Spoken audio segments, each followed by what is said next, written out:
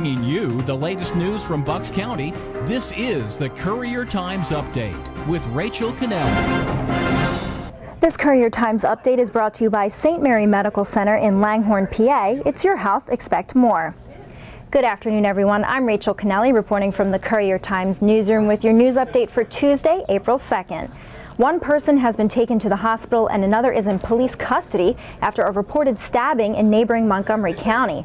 Police were on the scene at Upper Moreland's Wellington Apartments. They say the domestic incident occurred on the second floor of the H apartment building on Blair Mill and Horsham Roads in the Horsham section of the township. Photographer Rick Kinsel and video reporter Kimberly Flanders were on the scene, and we'll have the latest at buckscountycouriertimes.com. The Bucks County coroner has scheduled an autopsy today to find out the cause of the death of a Falls man whose body was found near New Falls Road on Monday. Police identified the body found in the Red Cedar section of Bristol Township as 27-year-old Mark Brockelman. Police said the body did not show signs of obvious trauma and foul play is not suspected. Reporter Joe Chevalier is covering this story for us and will report the findings from the autopsy on our website. The Bucks County District Attorney's Office has reduced the number of charges against Gaius Alec Perlis to 1 count each of theft, receiving stolen property, and criminal use of a communication device. The 20-year-old Northampton man was originally indicted on 69 counts. Newtown police say he started stealing electronic devices as a Council Rock High School senior. He's accused of continuing the thefts, which allegedly total more than $4,600 at Newtown Athletic Club where he worked, and then selling them on Craigslist and eBay. The charges that were waived to court were reduced from 23 counts of each charge: theft, receiving stolen property, and criminal use of a communication device. The 23 counts were reduced to 1 count each. Sad to say, it seems that the thirst for technology has outpaced a young man's frontal lobe development. And it's a sad situation for everybody concerned. Alec Perlis has been accepted into a probation program for first-time nonviolent offenders in connection with his first arrest in October. And Joe Chevalier has a full story online.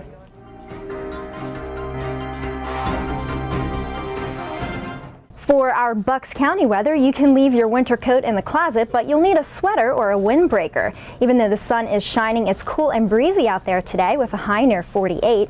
Tonight will be mostly clear with a low around 27. When we come back, our own Marian Callahan will be here to talk with us about her new weekly video series that's all about saving you money. If you love a good deal, you're definitely going to want to check this one out. All week, we're showing you several of our new video series that you can find at buckscountycouriertimes.com. Today, video reporter Marian Callahan is in the newsroom with us to talk about her new weekly Saving Bucks series. Marian's aiming to share practical tips, quirky strategies, and interesting money-saving destinations. Marian, thanks for stopping by. So tell us how you're going to help residents save bucks. Well, thanks for having me, Rachel. Look, I admit it, I am cheap. Not just the kind of cheap that clips coupons on an occasional Sunday, or the kind of cheap that bypasses premium gas for regular fuel. I rarely ever spend more than $2 on a book. I have a discount card for Goodwill. See the shirt that I'm wearing? $3, and I'm proud of it. I love saving money, and I love sharing ways that other people can save money too. And more importantly, I like putting the spotlight on others who can share their tips and money-saving advice. Take a couple of shows coming up. We feature a blogger who makes money and saves money simply through taking online surveys and browsing the internet. We interview a man who barters his way to earning his belongings. We take you to a scrapyard where you can find out how you can make money on things that you might otherwise toss to the curb, like a broken ladder or an old bike. So this show is about making tough economic times easier for all of us to handle. And it's meant to be useful and, of course, fun. All right, well, let's take a look. Here is the official debut of our new video series, Saving Bucks.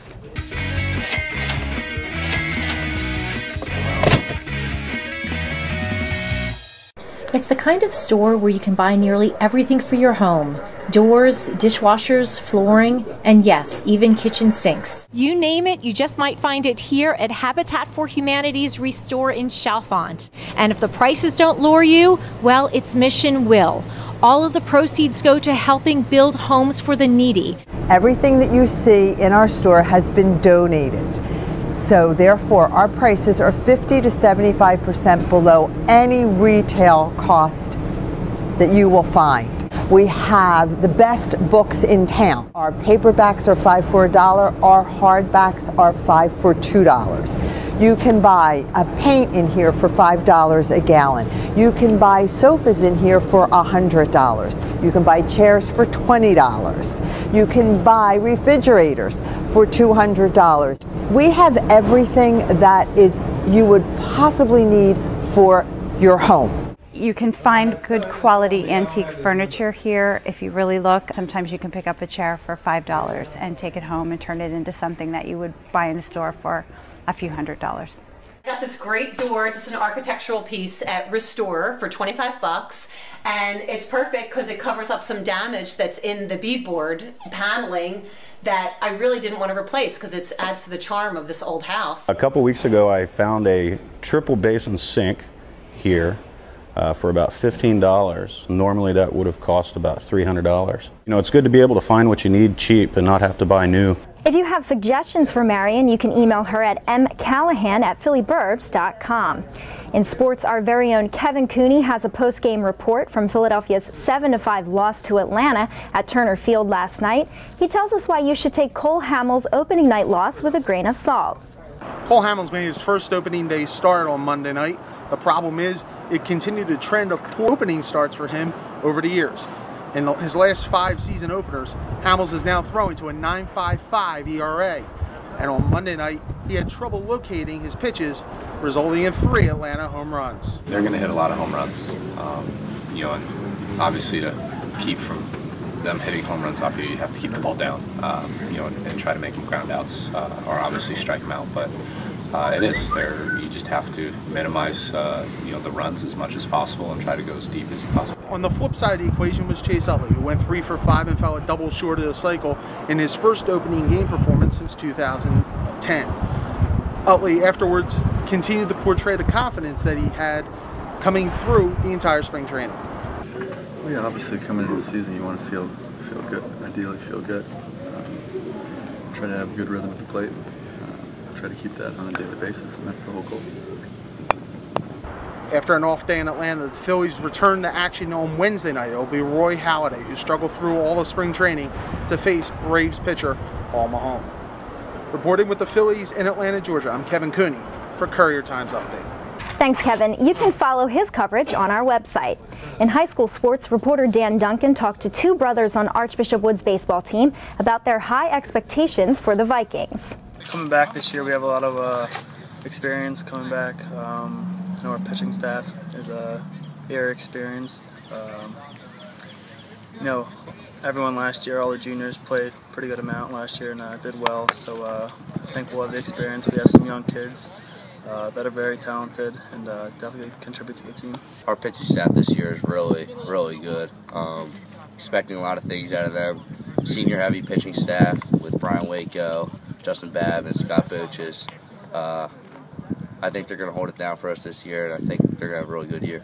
You can see Dan's high school baseball coverage at buckscountycouriertimes.com. Now here's a look at what we're working on in the newsroom. Tonight, the Neshaminy School District will hold a hearing for the School Lane Regional Charter School application. Reporter Christian Menno will be there covering. 4 teams of students from Pennsbury are headed to the State Odyssey of the Mind Championships. Reporter Joan Hellier and photographer Stephanie Vito will have a story with photos and video. And finally, reporter Peg Kwan will tell you about reaping the bounty from free-range chickens on area farms. We'll have more on that in our food section. You can find all of these stories and the latest local news at buckscountycouriertimes.com. I'm Rachel Kennelly. Thanks for watching and have a great day.